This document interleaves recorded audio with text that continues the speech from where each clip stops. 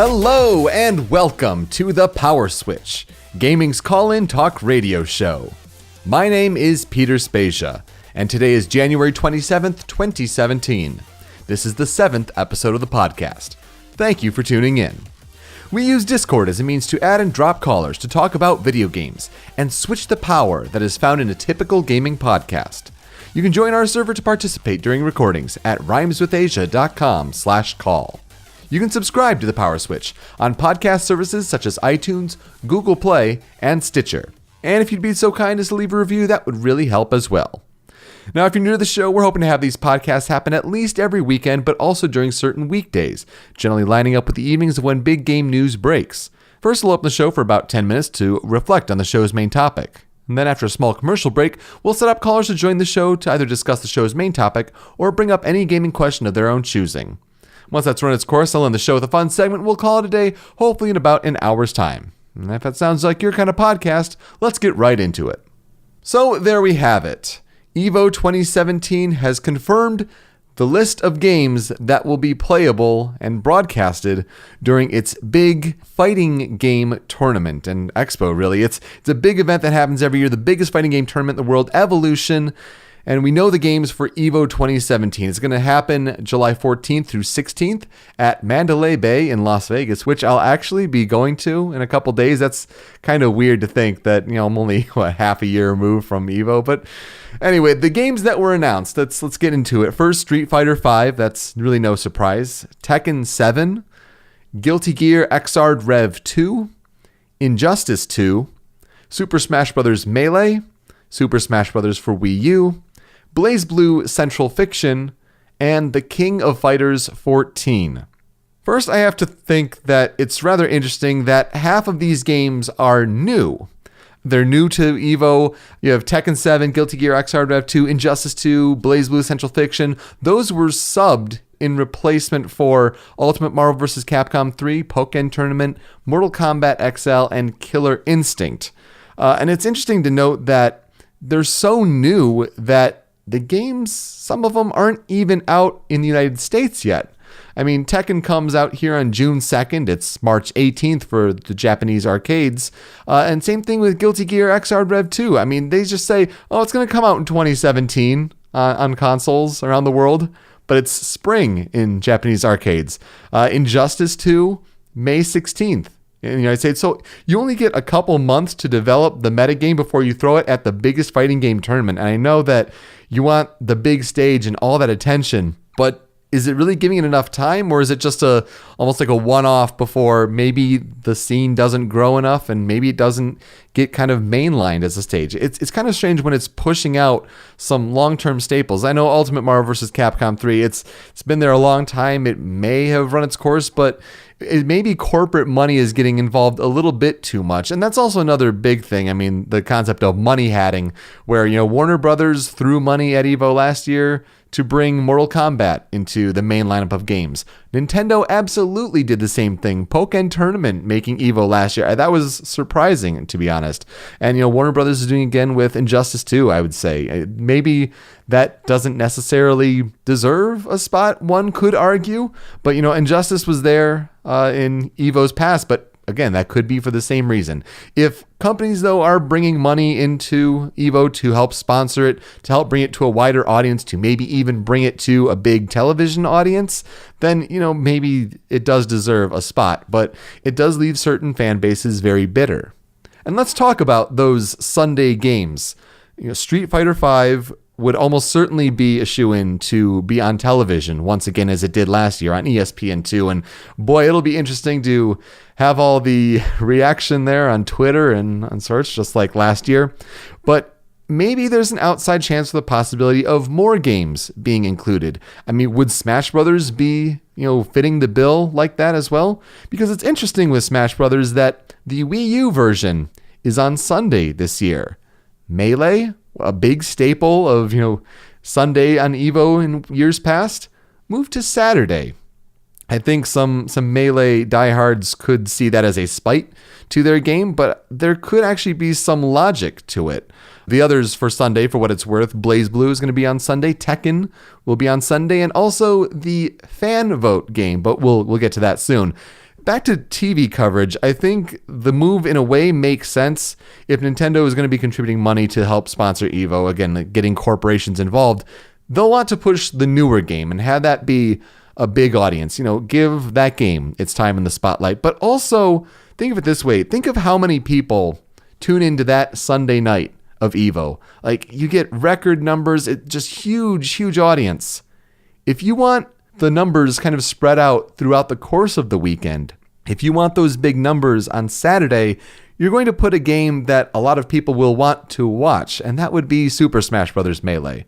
Now, some could argue that its spot in front of Street Fighter V has really helped its numbers in the past, but I don't know. I think that'll be a big test to see how well the Melee audience numbers do in that Saturday slot. If that gets really strong numbers, not only does that prove the strength of the Melee community, even more than it already has been proven, but it also helps EVO to show that, they are getting good numbers for Saturday as well, because, the numbers have just not even compared in years past.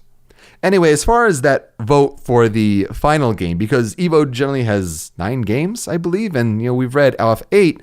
Well, they have another slew of games, another 9 games, in fact, for that 9th final game, giving it up to fan votes. And this is where a lot of those games that have been replaced have moved to this category to give it that chance for new life in the EVO space. And I think to put it on Sunday really helps because you could get some interesting circumstances. Let's put it that way. So the final games that can be voted for, you have ARMS for Nintendo Switch, Killer Instinct on Xbox One, Mortal Kombat XL, Nidhogg, Pokken Tournament on Wii U, Skullgirls, Super Street Fighter 2 Turbo, a little bit of retro there, Ultimate Marvel vs. Capcom 3, and Windjammers. I don't know if it's the PS4 version, but definitely the Neo Geo game that is taken off in certain circles of the gaming internet. So definitely some interesting options there. If I had to pick one that I would like to see, given its shine, I think it'd be interesting to see certain games like Nidhogg and Windjammers. To see that on the big stage on Sunday could create some interesting possibilities for sure. But I think Skullgirls would be a good choice. And there's the whole idea of when fans got involved with, raising money for EVO. That was really Melee's big bolster into the EVO scene because they raised so much money. And the big competition that year was Skullgirls. I wouldn't say it's a bitter competition to raise money for charity, but it was a lot of back and forth and really big competition there. But it would almost make sense if the Melee community helped Skullgirls along in a way of thanks, I would say. And it was an indie effort to make that game happen, and I think it would be really neat and a good homage in a way to kind of give Skullgirls the credit to help push it over the top and give it the exposure that it deserves. So certainly lots to talk about with EVO there, but the biggest news of the week, I would say, is the announcement that Square-Enix and Marvel are partnering for a multi-game video game series, starting with what's called the Avengers Project. It was an interesting trailer, a little teaser trailer that went out with the voiceover saying, "They say the time of heroes is over, that if you're different, you're dangerous. But I know the truth. The world will always need heroes. We just need to reassemble." Different visuals like broken glasses, Thor's hammer of Mjolnir, an Iron Man gauntlet, Captain America's shield. What's interesting is the teams that are on this project. You have Crystal Dynamics and Eidos Montreal, and these are studios that have been known for the recent Tomb Raider games and Deus Ex. And, this is a good opportunity for Square Enix's Western publishers for sure. You also have Shadow of the Tomb Raider coming from, I believe it's Eidos Montreal, even though Crystal Dynamics is known for Rise of the Tomb Raider. So, these studios are basically, very busy between some of those other current game projects and then this huge project. And you may wonder, how has there never been an Avengers game done before? It'd almost be a shoo-in, just an easy property. Well, there was an Avengers game that was canceled in around 2012 due to THQ's financial struggles at the time. It was a first-person action game. It was based on the Secret Invasion storyline with the Skrulls. And if you want to know more about that, you should definitely see Liam Robertson's deep dive on Unseen 64, which is currently hosted on Did You Know Gaming's YouTube channel. It's really, really fascinating. But Marvel has certainly been hesitant with movie tie-in games after poor titles like the Iron Man games. I mean, did you see some of those on Wii? It's not too good. And I think it was Batman, the Arkham games on the DC side of things that really got things rolling to show that it's best to create standalone games and not necessarily a specific tie-in game for a movie. So if you've noticed lately, Marvel is really stepping up their video game universe. I mean, you have this project, you have the Telltale Guardians of the Galaxy game that'll be coming out later this year, and Insomniac's Spider-Man game, the exclusive for PS4. And it's almost like, Marvel, in addition to building up their cinematic universe, is almost creating a video game universe. And that'll be interesting to see grow, because it seems like they're really focusing on that. And I think that's a good thing. What'll be more interesting to see, though, I think, is seeing DC follow up after the Arkham games. Now that they showed what superhero video games can really be like with the Arkham games, now they're kind of in this lull a little bit here. And now Marvel's trying to take back the video game gauntlet, as it were. And we're going to have to see how DC responds, because they're not really doing a Suicide Squad project. I doubt a Justice League game is in development, unless that's what Rocksteady's working on. That's the big thing, is what's Rocksteady working on? WB Montreal is supposed to be working on this rumored Damian Wayne game. Hopefully we see that at E3. You don't want to necessarily have DC be too quiet, especially with all this Marvel news that's going on. And if they want that competition going, DC has to step it up a little bit. So I know it's unusual in the early times of the show here to have a couple main topics, but it's been a little while since our last episode. I mean, we recorded last Sunday and today is Friday. So news has happened. Haven't been able to record as much. So wanted to mention a couple things, get some ideas possibly flowing for our callers here. And when we come back, we'll get to those callers. So what do you think about what I have to say? I'd love to hear your thoughts. You can also bring up whatever gaming topic that you'd like to discuss. But don't forget, you can also reply to what another caller had to say as well. That's all when we come back here on the Power Switch.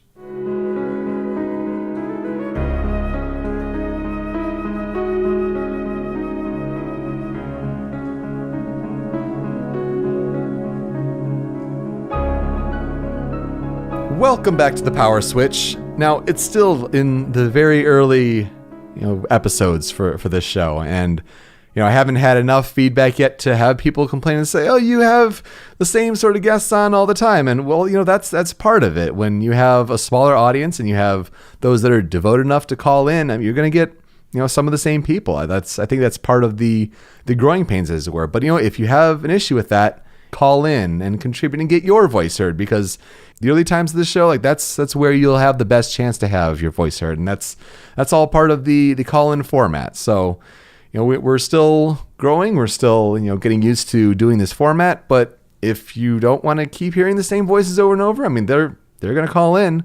You might as well chime in as well. That being said, from Illinois, we have Yvonne. Welcome back to the Power Switch. How you doing? I'm doing good, thank you. Good. What's on your mind? What do you want to talk about? So there are two things in my mind. Okay. And I want to start off with a little bit of a crazy topic. So I don't want to get into the politics of it, but it does involve gaming possibly. And that is Trump backing out from the TPP, I believe it's called. Mm-hmm. And how it might affect video games prices, and that the video game prices may go up. And I'm not too informed on it, but I wanted to talk about it. Maybe you know more about it, and just want to have a discussion about it, because it's definitely something concerning a little bit. I more worry about how it can affect the developers and the people who make the games and stuff, more than the prices themselves. Mm-hmm. That's a good point. I wish I were more familiar with the TPP, to be honest. I think the overwhelming majority, at least in my circle of friends that I saw, at least when it was being discussed, didn't seem to want it to be signed. So I do not know enough about it to actually make a decision. I'll put it out right there. Yeah. But there are certain elements that go along with that. When you talk about, first of all, the retail cost of games, I think it's important to consider that games are cheaper now than they ever have been before. But it also goes in line with the fact that, gaming has developed. Back when it was very expensive, it was still a very new industry. And I think, companies were able to get away with more, to be honest, because there hadn't been really a precedent established. And now that gaming has grown in size, the market competition has flourished, really. And, different companies have tried to set prices. So I think that is probably part of a reason why game prices have diminished over time, is just because there's greater competition in a larger industry. Certainly, inflation does also affect when you look back retroactively at those kind of prices. So I think that's one part of it. I think the second aspect, when you're concerned about game developers and the rising costs of games, I think that's on certain developers. When it comes to like the big publishers, if they're worried about spending millions and millions of dollars to chase the highest possible graphics, well, yeah, games are going to get very expensive very quickly. And in certain rare cases like Grand Theft Auto 5, when they just make their production and marketing budget back in the span of a day or two because of how well that game sells and has continued to sell, the top AAA studios may not be able to survive with the rising costs of games. And that's where a lot of people worry about a growing market bubble with things like that. That's why they try to keep pushing microtransactions, because they want to try to make up those costs. I think that isn't as much of a concern because most game studios, I would imagine, operate within their budgets, and sure, they like to try to make more money just to increase their profits, to start new projects, to become bigger. That's just capitalism in general. But I think the top publishers that are trying to chase that highest point, there may be a breaking point there, and I don't necessarily think that the TPP would have much to do with it. Of course, now we are in Trump's America. I mean, what's the second episode we're recording? In that, there's also talk of if there's the Mexico 20% tariff. I mean, it's hard to say if they're going back and forth between, well, it was just floating out there, or no, it was taken seriously, and that's how they're going to pay for the wall or whatever. I think that's something that could possibly hit gamers most. I was reading some tweets about how Nintendo of America likes to do a lot of sort of the cartridge publishing in a way in Mexico, and so if you bring those in the US, maybe those get a hit on there. You'd like to think that if there is any argument for supporting Trump, it would be that he has a mind of business and to try to help the economy. Now, granted, all of the negatives, it's absurd. I was traveling for work and I was walking through the airport and I look up and I see the inauguration. It makes me sick. And for every day to have it be just something absurd, like it frustrates the hell out of me personally. So like that's where I stand on the whole Trump thing. But if you are a supporter of his, like you could argue that, he could be better for the economy. I mean, there's the whole argument of, the Dow Jones has never been higher because of that. Like I said, I don't want to get political, but he's a businessman. He's got a business mind. Right now, a big problem of ours is economy and stuff. But still, I do worry, about, like I said, the games industry and stuff too, Yeah, no, it is something to where it's obviously a big hobby of all of ours, and yeah, you have to think that it would probably go hand in hand. I mean, not just games, but electronics overall, and other goods. When certain prices, if they skyrocket, like it won't be just games. Let's put it that way. So it'll be other things that people care about, and like people take notice. And if he wants his presidency to do well, he probably shouldn't frustrate the majority of Americans. Let's put it that way. Well, that's the thing too, because like I said, even though I'm nervous, if like I said, he's got this business-like thing of looking at things, so he could think of some kind of compromise. We'll see. Yeah, I think it's a fair concern to bring up, but it's still in the early days of the economic impact. So I know I'm not saying the whole like, oh, give him a chance, because I'm so over that, but I think it's still too early to tell as far as economic impacts and if it's going to impact our hobby. But it's certainly something to keep an eye on, and I'll give you that. Yeah, because I'm someone in the camp of, oh, give him a chance. But definitely, I don't know, because I don't think personally between you and me that he cares much about video games. No, and then you could make the argument that he's made the whole comments on net neutrality and how he does not understand what net neutrality is. And he thinks of it as a businessman. And of course, the big businesses with the internet service providers do not want net neutrality. The comments he's made, again, like, don't want to get too much into it, but that's probably the biggest concern that we would have that's pressing with our industry, is the whole net neutrality thing. And if you think of how the internet banded together to bring the attention of the issue of how important net neutrality is, I mean, I think everyone was banding together regardless of political affiliation. So we would hope that maybe that effort is coming again soon. But I think that's the more pressing issue, as opposed to seeing if the TPP will raise prices. Because again, gaming's cheaper than ever, but also with the cost of making games, I think that's really more pressing on the highest end of gaming development. For those that are keeping to try to press, the latest graphics and all this and spending millions and millions of dollars, like there has to be a limit. Like you have to realize, what you're able to make back, and it's all a balance there.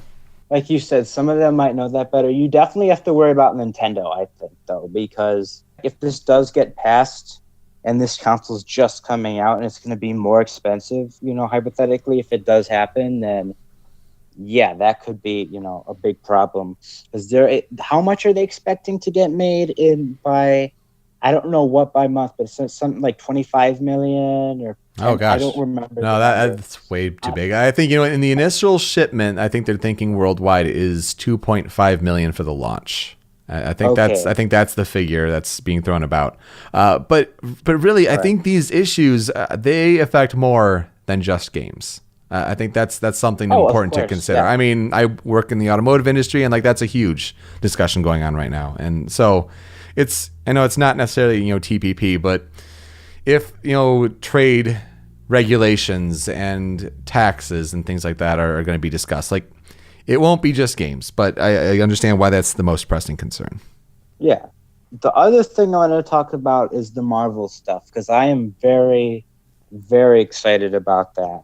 Yeah, you've mentioned the Arkham games and on episodes past, so I was particularly interested to hear what you had to say. I mean, coming from someone who loves those games, do you think a similar sort of kind of gameplay style could be developed, or what would you like to see from a Marvel game?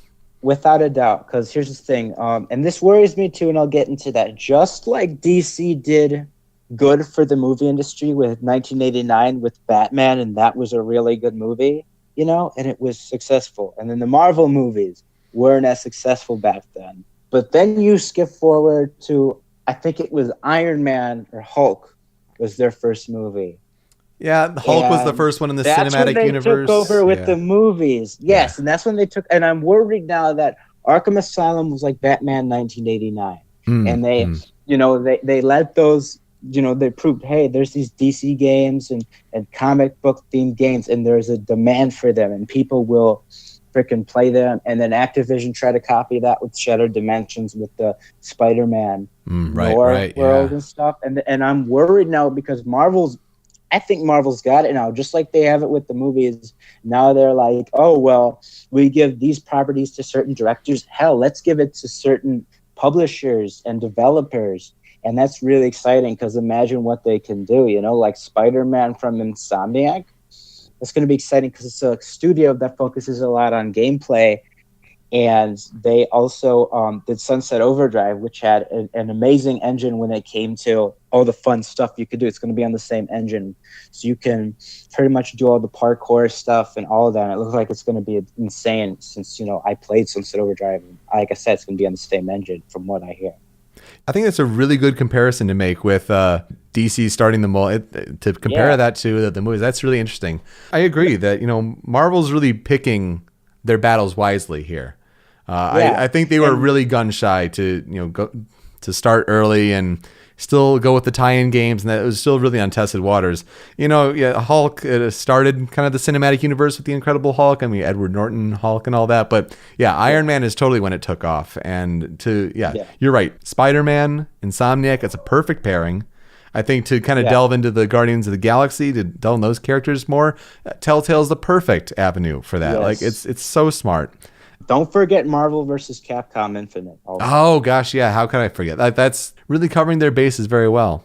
Because, Marvel vs. Capcom Infinite I'm really pumped for. And that they're going for a more cinematic approach in the story like Mortal Kombat does. Yeah, they'll definitely use it to push their cinematic universe characters more, that's for sure. And I think they were trying to do that with Marvel vs. Capcom 3. They were starting to do that. I mean, to bring Deadpool back and really get him in the game, and then, the Deadpool movie would come later. I mean, the choice to bring Rocket Raccoon and Doctor Strange, and they would later be movies down the line. I think there was, some thoughtful planning ahead of time there. But, this is really going to be the test for Marvel vs. Capcom Infinite to really bring in their cinematic universe characters. That's really going to be telling. I know a couple of episodes ago there's a discussion if it's going to be more accessible, and I say yes, They have to, because they want to reel in all these people. Yeah. For sure. And then like I said, with Square Enix from Crystal Dynamics, who did some action games, so I'm sure they're going to do that well. I think it's going to be like, not at first I was thinking maybe it'd be an RPG, but no, it's probably going to be like Tomb Raider, like an action game. Maybe we can play as Miss Marvel. Oh, maybe that'd be interesting. Yeah, for future games, because they're starting with the Avengers Project, so I'm sure will want to involve the Avengers characters. But yeah, with the different engines of both Tomb Raider and Deus Ex, you're thinking third person action. Like it's got to be something like that.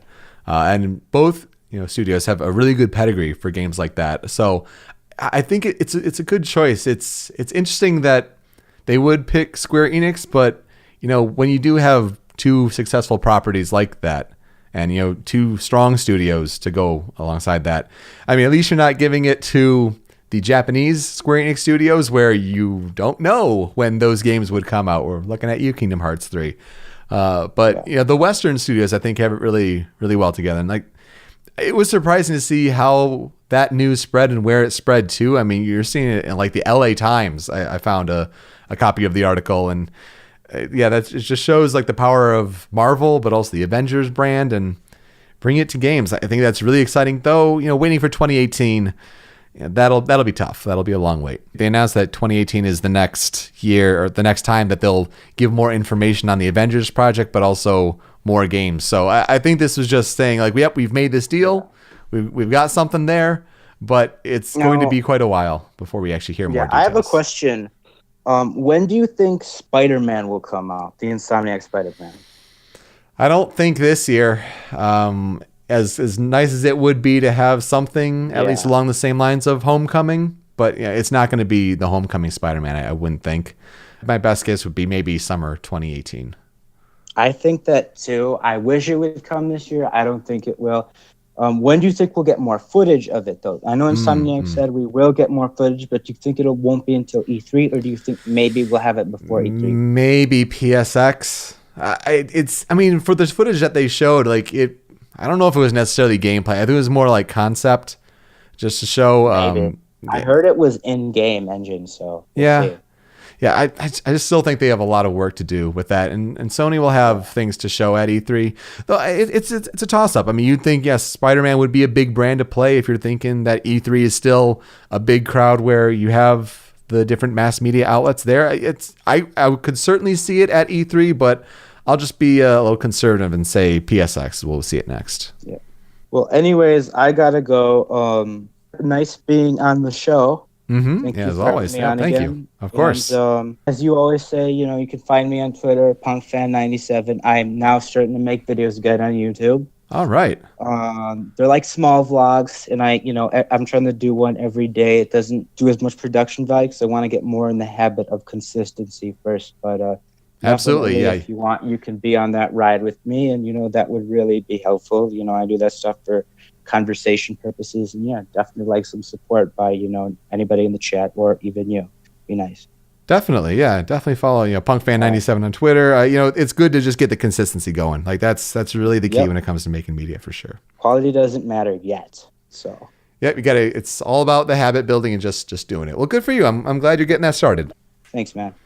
All right, you have a good one. Take care. You too. Bye. Over in Kansas, Doba, welcome to the PowerSwitch. Hey, how you doing? Good. How are you? I am alive. That's all that matters. What's on your mind?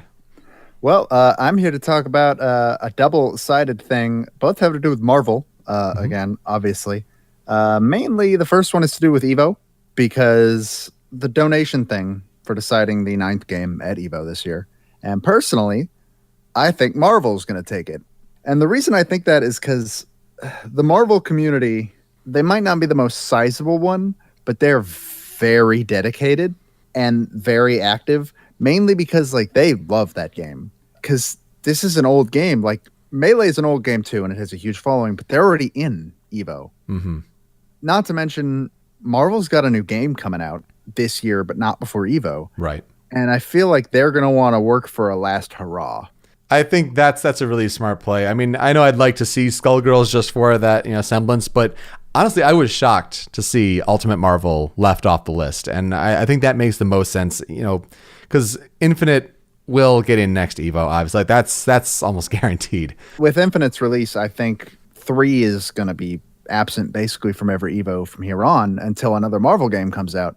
I'm also kind of bummed to see Killer Instinct left off the list, personally, because I love watching that game. That game is so much fun to watch, and it has my girl Hisako in it, and now I won't see any Hisako. I don't think Killer Instinct's going to make it in. I agree that it would be cool if the Melee community helped Skullgirls along, but I don't honestly think that's going to amount to enough to beat, say, Marvel, because right now I believe Marvel's winning. Last I checked. ARMS, I don't understand why ARMS is on this list. ARMS looks awesome. I'm not saying ARMS looks bad, but it's a new game on a new system. Yeah, we have no idea how it's going to play, competitively. I mean, we could speculate, but there's no real test for it. Like, and I know there's a lot of people saying, like, well, I mean, Tekken is going to come out very, very shortly before Evo, and a couple other games like that too, but ARMS is a new IP. We know how Tekken's going to play. Yeah, we know Tekken's going to play like Tekken. Mm-hmm. There are very few people in the world that have played ARMS, and most of them work for the Treehouse. So I think it's the same thing with Injustice 2. I mean, yeah, Injustice, like, Warner Brothers threw money at that. We know how Injustice 2 is going to play based on Injustice. ARMS is an unusual one. I think they just want to have Switch coverage so that people say, like, oh, well, you're ignoring Nintendo and Switch and all that. What do you think about Nidhogg, though? Nidhogg, I mean, I'd watch it, I guess. I know a lot of people are really crazy about Nidhogg, and I know it's a very deceptively deep game. Mm-hmm. A lot of mind games there. Yeah, to a crazy degree. Nidhogg is very technical, and people really like watching it. So that doesn't really surprise me that it's in there. Windjammers, I feel like, is in there because as cool as Windjammers is, I've never played it, but I've seen video of it, and that game looks awesome. It's a meme. Mm-hmm. Windjammers is a meme, so it's a little weird to me that it's on there. But, like, I mean, if it wins, it won't win. But if it did, again, I'd watch it. Pokken, I'm not surprised is on this list because it took so long last year. Like, the Pokken finals themselves took 3 hours. Oh my god! They pushed a ton of stuff off schedule. Pokken takes forever because they still do 2 out of 3, and that doesn't work for Pokken. It's like, I think Killer Instinct started 2 hours late last year because of Pokken. Wow, they didn't think it would take that long. Yeah, it was insane. Yeah, as far as Windjammers goes, Windjammers, I think they're trying to go for, like, the giant bomb crowd. When I say it's a meme because of the giant bomb crowd, and there's nothing wrong with that. It's an interesting list, but yeah, I think you're right when you say Ultimate Marvel. Like, I don't know how every community is feeling based off of this list. I can't say I've got, my hands in each fan base on the different forums and whatnot. I'm sure some people are very bitter at certain selections. Maybe the Melee community is super up in arms about, being pushed to Saturday, but I think there could be certain benefits there. I think you're right that, Marvel always got huge numbers on Sundays as well when it was there. And I think you have a big contingent there that is probably really surprised that it got left off the list. So I think you're right. That's going to push them and help that transition for Infinite next year. I think they're a shoo-in. I highly expect them to win, but who knows? We could see another bidding war, the likes of Skullgirls versus Melee again. Certainly could. Year. Never know. And the other half of my topic also has to do with Marvel, but on the other big topic of the week, which was the Marvel and Square-Enix deal. And it's, what do I think this means for Kingdom Hearts 3? Mm-hmm. Yes, because when you see Square-Enix and Marvel pairing up for a big announcement like it was the day before, you could think, well, is that meaning that Kingdom Hearts 3 Marvel World? Is it really? I believe my exact quote before I saw that Marvel had also tweeted the same thing was Square Enix saying, hey, look for an announcement tomorrow. And my exact quote was, if it's not a Kingdom Hearts 3 release date, I don't care. When's it coming out, Square? You've been telling me about this game for 4 years. I've been waiting for it for 10. When's it coming out? So long. So, personally, I think the opposite of what you would think this announcement would mean for Kingdom Hearts. Look, I don't know how Square works. I don't know how this kind of deal would work. I don't work in the industry yet. All right. I have insider information. But personally, I think the fact that they announced this and didn't take the exact same opportunity, which this would have been the perfect opportunity to say, oh, and also Marvel is in Kingdom Hearts 3. I think this is a sign that Marvel is not in Kingdom Hearts 3. Right. Yeah, I would agree. I think there's still maybe hope for something like Star Wars. If you're talking about big Disney properties that they're pushing hard, especially in years to come. Yeah, I think you're right. Like this would have been the perfect chance to add on to that, and because like that's almost what people were expecting. Now, granted, like, when they're saying like they're finishing up worlds, and there's so much news here and there about Kingdom Hearts 3 that almost we don't know what's what. But I think you're pretty right on there. Like that would have been the time to do so. And talking about a partnership with Square Enix and Marvel, like it was either going to be that or an Avengers game. Like, and so leaning one way or the other, yeah, that's pretty telling, I think. And I mean, personally, I've thought that this was going to be the case for a long time, mainly because Big Hero 6. If you're going to put Big Hero 6 in Kingdom Hearts 3, which they've confirmed, it was like the second world that was ever confirmed was going to be in the game. Why would you put another superhero world? As much as I'd love to see the Incredibles in Kingdom Hearts 3, I think that also kind of spelled doom for the Incredibles being in the game. Isn't Big Hero 6 technically a Marvel property? It is. Yeah, you had the Stanley cameo at the end. So, like, yeah, I think it would be overkill to do another one. Yeah. It's pretty telling. I think that this combined with Big Hero 6 being in the game, I don't think Marvel's going to be in the game, and I'm kind of happy about that. And personally, I'm also on the side that kind of hopes that Star Wars is not in Kingdom Hearts 3, mainly because I played Kingdom Hearts 2, and I saw what happens when they put a live-action movie in their game, and it didn't do well. It wasn't great, and I don't want to see that again. Oh, you mean when you get knockoff voice actors, mate? And this is coming from somebody who kind of hopes Port Royal comes back in Kingdom Hearts 3, but I also kind of hope it doesn't. Yeah. And I don't know which I want more. So I'm on the side that I don't want to see Star Wars in Kingdom Hearts at all. I was about to say, like, it kind of, Star Wars being there would kind of take out the fanciful Disney that we've gotten used to. But yeah, when we've seen Pirates of the Caribbean, when we've seen Tron, I guess anything could be possible. Anything's possible if they can turn Tangled into a world that we'll be able to go through, which I don't know what the main conflict's going to be there, but I'm actually looking forward to that world. So that's going to be interesting is when you think, Tangled's already confirmed, but when you think of how big Frozen is in Japan. If Frozen does not show up in this game, I will be amazed. Right. And but then you think like Tangled and Frozen, like a lot of people compare the two together. If you do have those two in the game, like you got to have them spread out as far as, level placement. Yeah. And I mean, I don't know how many worlds are going to be in this game. I don't know if it'll be more than 1 and 2 or, around the same number, because obviously 1 and 2 had that many worlds because it's the PlayStation 2. Right. PS4 can do a lot more. A whole lot more.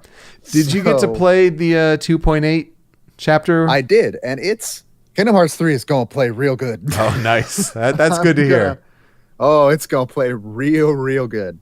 That's exciting. If that demo is any indication. So for sure. I haven't picked up 2.8 yet. Like I've already played Dream Drop Distance. I've heard the movie's bad. I think you told me that the movie is bad. The movie is bad and boring and doesn't need to exist. Mm-hmm. As the series has gone on, they keep like, all right, this is going to answer this question. And literally nobody was asking that question. I would pay $20 just to stand alone for the fragmented chapter, but and it's not a long game. It's only about 3 hours long. Very, very good. Yeah. It's good to see that's kind of the highlight there. All right. Well, Doba, thank you for calling in. Where can people find you on the internet? If they're brave and can handle a ton of tweeting, they can find me at the Dobaga on Twitter, and they can also find my Twitch on Detective Dobaga. We have actually been streaming a Minecraft hardcore for the past couple weeks. I am dead, but it will still be streamed on my channel. I'll be a spectator and a cameraman and all that stuff. So keep an eye out for that. And I'll also hopefully be starting Nancy Drew streams again soon. And if you haven't watched any of those, They don't sound like they'd be fun. They're a blast. So definitely tune into those if you can. They are definitely fun. I'll definitely give you that. All right. Well, thank you so much for calling in. Have a good one. You too. And from Illinois, Video Game Guru 64. Welcome back to the Power Switch. Thanks for having me back. Of course. What's on your mind? Well, I am participating in a Pokemon tournament tomorrow, and I don't know if I have a good team or not. Well, I mean, I can't say I'm too ingrained into the metagame for Gen 7, but out of curiosity, what's your team made up? My team's made up of Nihilego, Tapu Fini, Mudbray, not Mudbray, the vowel form. Mudsdale, yeah. Mm-hmm. Yeah. What's his name? The Anchor Pokemon. Oh, yeah. Yeah. Delmise is the ghost anchor. Yes. Okay. Yeah. And Vikavolt. Oh yeah, Vicavolt's a good one. I have Vicavolt on my team. Yeah, and I think I have one more, but it's a toss-up between one that Type Null evolved into. Oh, Silvally or something like that? Yeah, and I can't find a good memory stick to use on him. Yeah, to find the typing, right?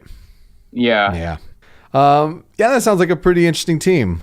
Yeah. Is that just, I'm not familiar with, gatherings for tournaments. Is it part of the Nintendo competition circuit that they have going on, or is it just like a side small thing?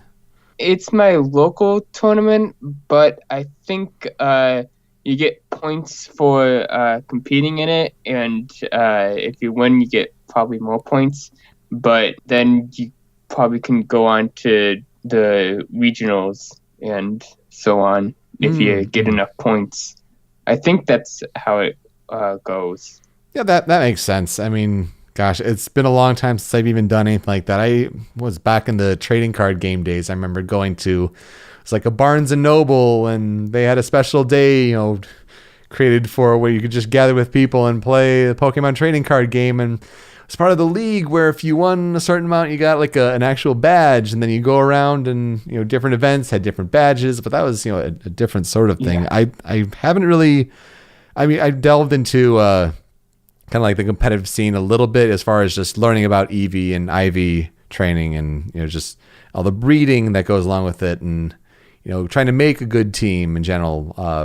I kind of really delved into that into Gen 4. So that was a long time ago. And I was doing Show Me Your News, the podcast in 2010 when we were talking about Pokemon and, learning that. So that's a long ways and, far removed from that. I remember that. Yeah, that's going way back. So kudos to you. That is a long time ago. But wow, I mean, with all the super training and hyper training and trying to acknowledge EVs and even some IV acknowledgement, it's been a long time. So I mean, kudos to you. It's part of being active in those scenes. It's really cool to go out and test your team. I wish you good luck.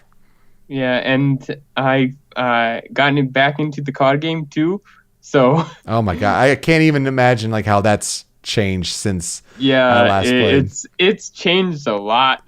Let's put it this way: the last set I remember coming out and being interested in was when the Gold and Silver, series was starting.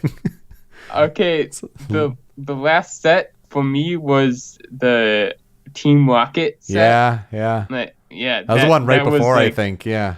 Yeah, exactly. So that's been a long time. You got to learn new types and. Have you seen the stuff where Charizard is suddenly, it's 120 HP, which was super powerful back then. That just doesn't cut it anymore. So what do they bump him up to 190, 200, something like that? That's crazy. Then the EX cards. Oh God, and then now they have the GX cards, which you have to evolve from a basic Pokemon to the GX, or you could just have a GX all on its own. Because I was at a pre-release on Wednesday, and I got GX Lapras. Okay. That's really good. Huh. And draw 3 cards for nothing, and that's under the Lapras. Wow. So, And that says it's Pokemon Power? no, you don't have to use any energy to just draw 3 cards. Wow. That's really good. I mean, it warms my heart to see the Pokemon trading card game still active and still coming out with new expansions. It only stands to reason as you keep making new generations and the TV show and all that. And it makes me happy to see it still going on, but I am so far removed from all of that. Like, Yeah. that's wild. I just got into the Pokemon TCG game last December, so That's good. I'm glad you're back into it, but yeah, like, keep me posted on. Let us know on how you do. Listeners out there, I'm sure would be interested to hear how what going to a Pokemon tournament is like and building a team like that. yeah. And then the other thing I wanted to bring up is Alms at Evo. Crazy, right? Possible. Yeah. It's not gonna win because I just looked on today. It's Marvel is at 10,000 and Pokken is right behind it at 9,000. Oh, So, wow. I and- would not have expected Pokemon to be up that high, too. Wow. Yeah, and Alms is just at 1,000. Yeah. Yeah, it's So- still unproven. And, if it does take off on Switch, maybe next Evo, maybe there's a place for it. I can Yeah. see where there's potential if you do the direct button inputs because you do have that option. I can see the potential there. But, right out of the gate as a new IP, I think there would have been, big questions if Nintendo is pushing money for that to get a spot. Like I think that would have been a stretch. Well, I'm hoping to go to a Chicago the Switch event tour. Okay, So- yeah. Maybe I could see what Alms is all about and get back to you on that. Yeah, definitely get back with some hands-on impressions. That would be great. Yeah. Well, Video Game Guru 64 finds you on Twitter at that handle. Thank you so much for Yeah. calling in. Really appreciate it. Yep. See ya. All right, when we come back, we'll talk about the recent releases and the consensus with their reviews. That's when we come back here on the Power Switch.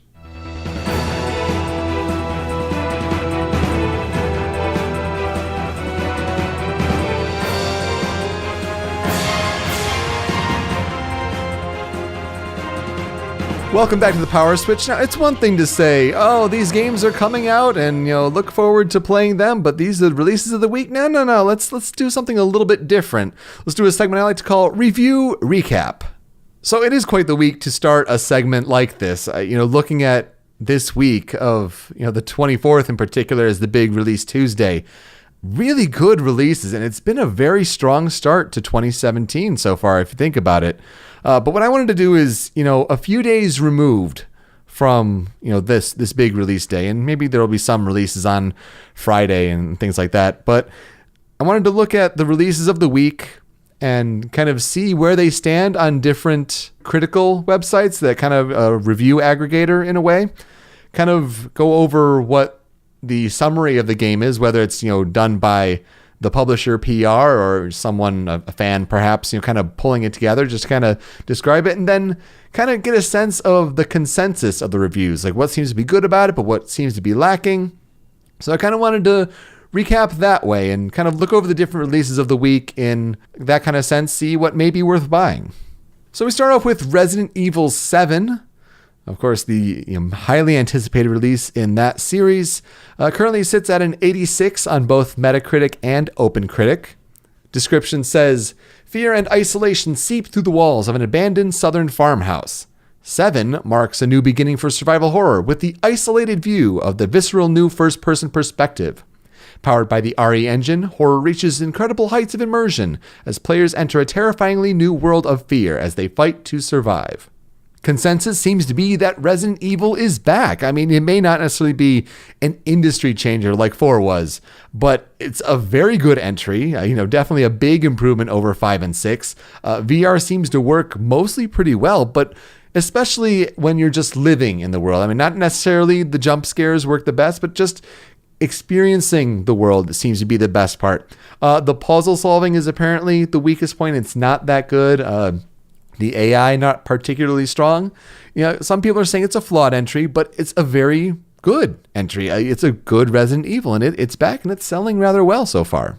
Next up is Kingdom Hearts HD 2.8 Final Chapter Prologue. And we talked about this with Doba. It's quite a long title. Currently sitting at a 77 on Metacritic and OpenCritic. The description says Kingdom Hearts HD 2.8 Final Chapter Prologue is a compilation of 3 magical Kingdom Hearts experiences that no fan should be without. This collection of adventures features Kingdom Hearts Dream Drop Distance HD. Originally released in 2012, Kingdom Hearts Dream Drop Distance HD is a full HD remastered version of Kingdom Hearts 3D Dream Drop Distance, brought to console for the first time. Series protagonists Sora and Riku take on the Mark of Mastery exam in preparation for coming threats. The signature action of the Kingdom Hearts series has evolved, allowing players to experience faster-paced battles and exploration at a blistering pace. There's Kingdom Hearts Key, back cover. It's a movie. A new HD movie that tells the mysterious story of the Foretellers, connecting the earliest parts of the series' history, showcased in the mobile title Kingdom Hearts Unchained Key. Also finally, Kingdom Hearts Point 2 Birth by Sleep, a fragmentary passage. A completely new playable episode that links the story of Kingdom Hearts 3, taking place after the storyline of Kingdom Hearts Birth by Sleep, played from the perspective of Aqua. I know that's a lot of description there, but when you have 3 games, 3 experiences rather, that's really a lot to cover. So it is a good game in the sense it's a good collection completion, essentially, for series fans. I think, the Kingdom Hearts 3 teas, they're playable in the Kingdom Hearts 3 engine. Like, that's the real draw of this. The movie, apparently rather weak, and I think, the addition of Dream Drop Distance, it justifies the price tag. Interesting to bring a 3DS game to HD, and there were a lot of 3DS features there in that game. So, but good to see that there, and kind of brought to the HD. They always do a really good job with making the Kingdom Hearts experiences HD. But again, it's not for everybody, because these are games that really rely on a lot of backstory, and I think this one's mostly just for series fans, just to complete the collection, not necessarily for newcomers. This would be a really bad place for newcomers to get in on Kingdom Hearts. You also have Yakuza 0, sitting at an 84 on Metacritic and an 86 on OpenCritic. Description says, Tokyo 1988. Getting rich is easy, the women are beautiful, and everyone wants in on the action. It's time to become Yakuza. Fight like hell through Tokyo and Osaka with protagonist Kazuma Kiryu and series regular Goro Majima. Play as Kazuma Kiryu and discover how he finds himself in a world of trouble when a simple debt collection goes wrong and his mark winds up murdered. Then step into the silver-toed shoes of Goro Majima and explore his normal life as the proprietor of a cabaret club. The consensus seems to be that there's great humor here, and it's a pretty good entry point in the series when it acts as a prequel, essentially, here. Apparently, the combat is a bit formulaic and stale. It's a little outdated, but a lot of people say really good things about the Yakuza series, and if this is a good place to get in, and it's getting rather good reviews, to be honest, this may be a good jumping point if that's something that interests you. And finally, wrapping up the review recap, Tales of Berseria. It's sitting at a 78 on Metacritic and a 77 on OpenCritic. Description says, in Tales of Berseria, players embark on a journey of self-discovery as they assume the role of Velvet, a young woman whose once kind demeanor has been replaced and overcome with a festering anger and hatred after a traumatic experience 3 years prior to the events within Tales of Berseria. Velvet will join a crew of pirates as they sail across the sea and visit the many islands that make up the sacred kingdom of Midgand in an all-new adventure developed by the celebrated team behind the Tales of series. Veteran Tales of character designer Mutsumi Inomata has personally designed Velvet, and famous Japanese animation studio Ufotable returns to animate the game's breathtaking cutscenes, delivering truly epic and emotional storytelling in their unique style. Consensus seems to be that this game plays things pretty safe. It's not too innovative, but it refines a tested Tales formula, and also introduces a compelling narrative, actually, with pretty good writing and characters fighting on the wrong side of history. So if you like the Tales games, this seems to be really the one for you. And some argue that Zestiria was maybe a little step back, but it seems to be the case that Berseria is kind of bringing Tales back for those that really enjoy the series, but it's not too innovative outside of other JRPGs. And that'll do it for this episode of The Power Switch. We are hosted by rhymeswithasia.com, and we're on YouTube and Twitch at Rhymes with Asia. Find us on Twitter, Facebook, and Instagram at The Power Switch. You can email us any questions, concerns, comments, or opportunities at powerswitchpod@gmail.com. Most importantly, to participate in future episodes, you should join our community on Discord by visiting rhymeswithasia.com/call. It's a small but growing community. In these early months of the show, it'll be easier than ever to have your voice heard on this podcast. I want to add something here at the end of the show to give you a YouTube video to watch, and I'm going to say Mass Effect Andromeda released a new trailer, the cinematic trailer number 2. Really interesting. It made me really excited for the game, to be honest. The first trailer, there were some weird things. I mean, facial animations were a little off. I think this really delivered a good sense of story, added some more characters, kind of fleshed out that a little bit. And if you're looking for something interesting, I know some people may be going on media blackout. We talked about spoilers on our last episode of the podcast here. But if you're really trying to dig into the nitty gritty of Andromeda and see something really interesting, go check out the Initiative video. They have an Andromeda Initiative series that kind of goes a little more in depth. And they showed, it's a little sub feature of some of the initial characters that are on your crew, some crew members there. Check out the Miranda-like character, as it were. Check out her last name. That is interesting. That could certainly tie in some backstory with Mass Effect. I'll just say no more than that. Just it gives something to kind of tease possible Mass Effect fans there. So that's really exciting. Now, in a couple days, I'm leaving for Las Vegas, going to around that Mandalay Bay area, so it's almost like, EVO half a year early. I'll be there for the early part of next week, so if news breaks, we'll probably do another show on the road, in a way, from a hotel room, but in Las Vegas. So stay tuned to our Discord channel as that develops. Regardless whether it's live on your own time, I look forward to you joining us for our next episode. With that, I'm Peter Spezia. Until next time, switch up, call in, game on.